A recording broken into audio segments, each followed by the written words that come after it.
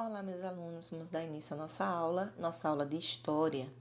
Vamos estudar hoje sobre o primeiro reinado. Pois bem, nós vimos na aula passada que a independência do Brasil, Dom Pedro foi aclamado imperador do Brasil, recebendo o título de Dom Pedro I. Vamos entender agora como ocorreu esse primeiro reinado.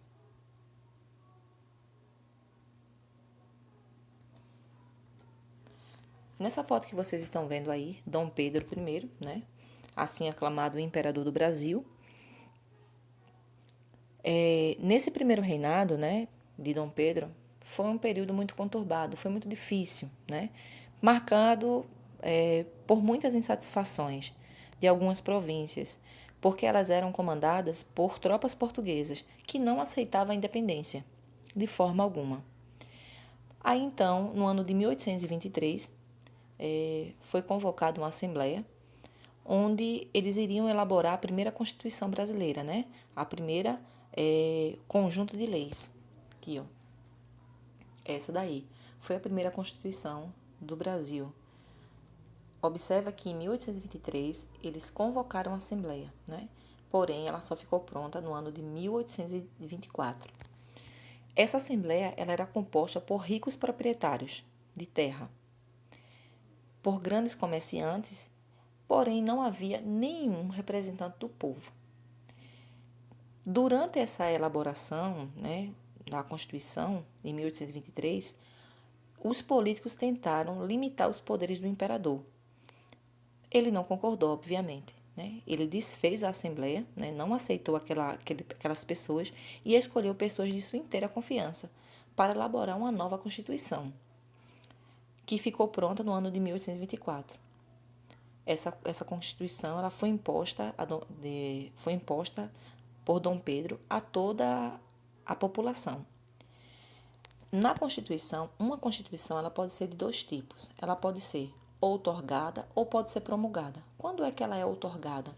Ela é outorgada quando ela é imposta apenas por uma pessoa, Então, ela é outorgada.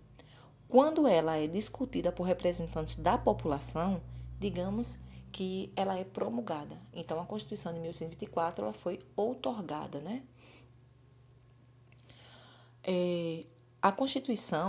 Nessa Constituição, estabelecia alguns conceitos, tá certo?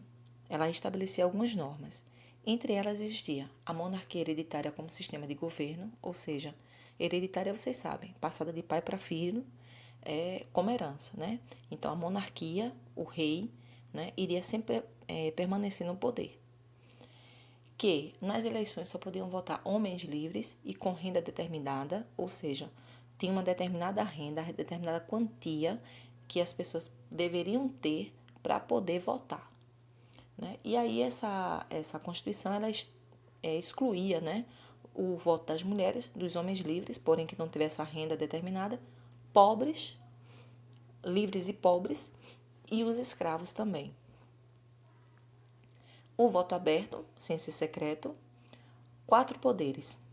Hoje, na nossa Constituição, existe apenas 3, mas naquela época era 4, O Executivo, o Legislativo, o Judiciário e o Moderador. O Executivo, exercido pelo imperador e seus ministros, o Legislativo, que seria exercido pelos deputados e senadores, o Judiciário, pelos juízes escolhidos pelo imperador. Então, observa que o imperador ele está praticamente em todos os poderes. E ainda tem um último poder, que é o moderador, o exercido pelo imperador, que controlava todos os outros poderes. Ele já existia nos outros poderes e ainda tinha um poder maior que dava autonomia sobre todos os outros poderes.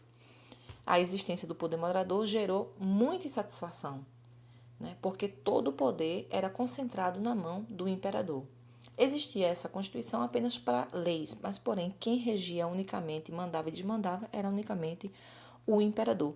Então, os brasileiros, obviamente, ficaram muito descontentes com essas autoridades impostas pelo imperador na época. Veio a Confederação do Equador.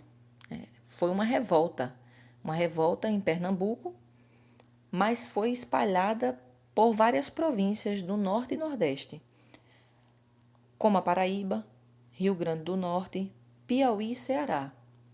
Essa confederação recebeu esse nome, né, de Confederação do Equador, porque as províncias se situavam próximas à linha do Equador. Qual era o objetivo dessas revoltas? Dessa revolta? A convocação de uma assembleia para a elaboração de uma nova Constituição, porque vocês lembram que na Constituição de 1824, Dom Pedro tirou a Assembleia, né, e ele colocou pessoas de sua inteira confiança, né, que pudessem ter os mesmos pensamentos que ele, né, obviamente, para poder elaborar a Constituição. Então, eles queriam isso, uma elaboração de uma nova Constituição, uma nova Assembleia, a formação de um governo independente da região, porque essas pessoas queriam se desfazer, acabar com o tráfico de escravos, diminuir a interferência do governo central nas províncias. Então, esses eram os objetivos da Confederação do Equador, né, dessa revolta. O líder dessa revolta foi Frei Joaquim do Amor Divino, o conhecido, né, Frei Caneca. Ele contou com a ajuda de outros nomes importantes, como Cipriano Barata e Paz de Andrade. Porém, em 1824, no mês de setembro, o movimento, né, as forças de repressão dominaram Recife e Olinda e depois o Ceará. Foram impostas aos revoltosos penas severas, penas muito severas. Frei Caneca, por exemplo, foi condenado à forca. Não foi enforcado porque os seus algozes, né, os seus executores, eles acabaram não fazendo por isso, né? Ele temia, né, porque ser um frei e tal, então ele acabaram que fuzilando ele, né, o Frei Caneca. Ele ficou conhecido em nossa história como símbolo do ideal de liberdade. Nessa imagem que vocês estão vendo agora, vocês estão vendo a abdicação do trono. Dom Pedro I, né, ele abdica do trono, né? A insatisfação do povo brasileiro com o autoritarismo do imperador, Dom Pedro, né, era cada vez maior. Cada vez maior as pessoas ficavam insatisfeitas com os desmandos dele. E o que acontece? Dom Pedro resolveu abdicar do trono no dia 7 de abril de 1831. E aí, quando Dom João morreu, Dom Pedro resolveu voltar para Portugal. Deixou no poder, né, no trono dele aqui no Brasil, o seu filho. Isso aí, o seu filho, ainda pequeno, Pedro de Alcântara. Ele tinha apenas 5 anos de idade quando Dom Pedro foi embora para Portugal, deixando ele aqui no trono. Porém, ele não assumiu, né? Não assumiu o lugar de imperador porque ele não tinha idade suficiente para isso. E aí ele ficou sob a responsabilidade de José Bonifácio. Na aula passada eu disse a vocês que José Bonifácio ele era um conselheiro, né? De Dom Pedro, do imperador Dom Pedro I. Então José Bonifácio ficou com a tutela, né? Podendo ficou cuidando dele até que ele pudesse atingir a maioridade e assim assumir o trono que era do seu pai. O governo nesse período ficou nas mãos dos regentes, né? As pessoas ficaram regendo e isso aí é uma próxima aula que nós vamos ver, né? Os regentes, né? O período regencial, que é justamente o período em que é dado até que Dom Pedro de Alcântara, pudesse atingir a maioridade e assumir o trono. Mas aí nós vamos ver se ele realmente assumiu o trono na maioridade ou se foi antes disso. Enfim, isso aí é uma outra história, né, que nós vamos ver na nossa próxima aula. Vocês vão realizar a atividade da página 69, 70 e 71, isso é do livro didático, e o livro de reforço na página 132. É só uma metade, tá certo? Não é a página toda, é só a metade da página 132. Realizem a atividade com bastante cuidado, tá certo? Se necessário, pausem o vídeo, voltem novamente, dêem uma lida no material. Tudo que eu falei aí vai ser importantíssima, né? Para que vocês possam realizar a atividade de vocês. Façam isso. Até a próxima aula. Até mais.